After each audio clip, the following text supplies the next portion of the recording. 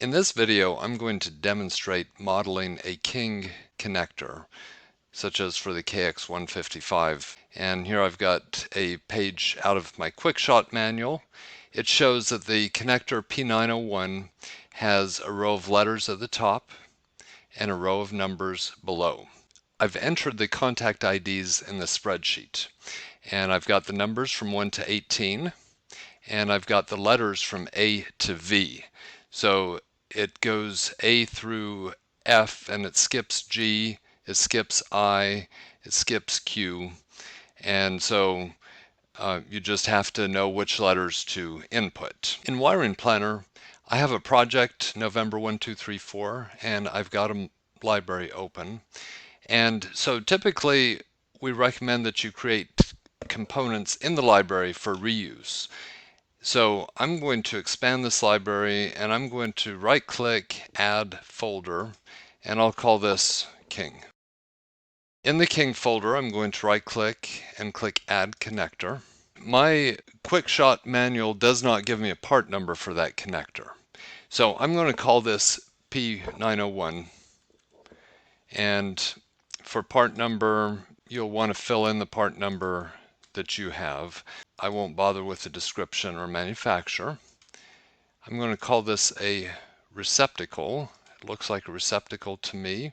And there are 36 contacts. So I'll enter 36 in the contacts, then I'll press this button next to contacts, and that opens up the contact settings dialog. The ID defaults to numeric, but I can change that. So for the first row, I'm going to leave the numbers 1 through 18, and for the second row, I'm going to select the pin 19 and just type in A.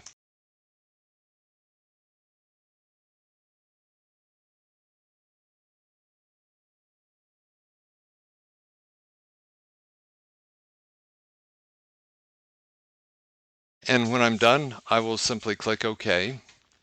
And now, if I expand this connector, you'll see that I have 1 through 18 and A through V. And then if I instantiate it onto a diagram,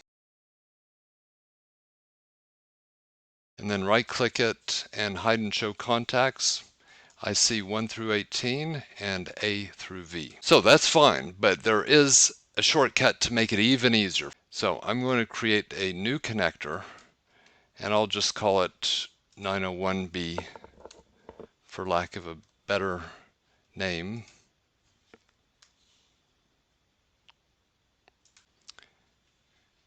Now, instead of having to manually go through and type those, what I can do, back to my spreadsheet, I can create the layout exactly as I want it in one column.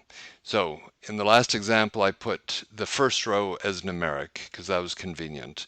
But what if I want the first row to be alphabetic and the second row to be numeric?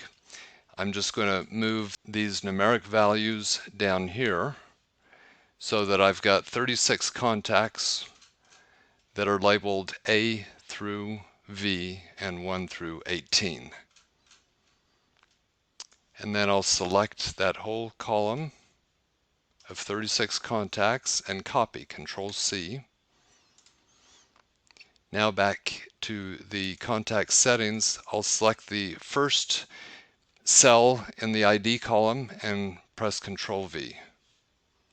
And immediately it puts in all the letters and all the numbers. So now comparing these two, the original one we did starts with 1 and ends with V. The new one that we just created starts with A and ends with 18.